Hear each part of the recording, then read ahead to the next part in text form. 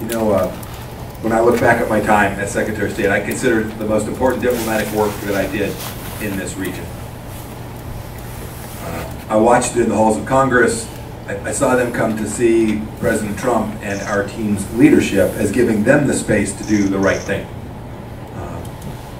You should know it transcended administrations. I think we built on what President Obama had done before. I think that President Biden's team built on some of the things that we did as well. If there's one set of policies where there was a through line, real continuity would have been in this space. Look, there's things I'm critical of. I think President Biden's team should have done better, different, faster.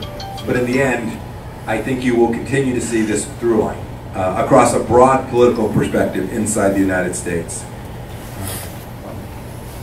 You know, in the United States, you all watched an incredibly contentious election. I lived it. I was out campaigning for President Trump and for Senate candidates all across the country. Why did President Trump prevail?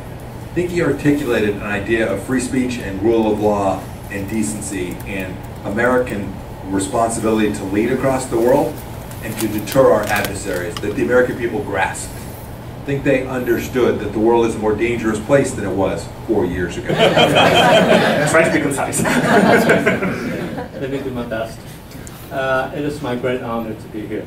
Upon receiving the invitation from the FRA, and I was saying to myself, given Secretary Pompeo's expertise and experience, I can easily come up with 500,000 questions, if not a million.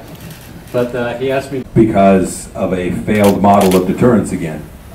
And so a lot of resources from the senior teams inside the U.S. government have had to spend the last 16 months trying to help get hostages back, try to take down the risks to the Gulf Arab states there. And so I think that did cause them to take some of their focus off of this region in ways that weren't helpful.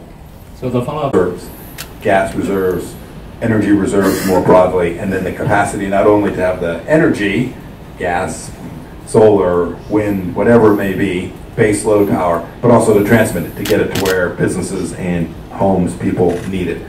Build that up too. And there are lots of other elements of real resilience. I'll give you the last thought. The other element of resilience is cultural. It is political. It requires enormous leadership. It demands that the government speak to the people sincerely and honestly and says, here's the places we have risk. Here.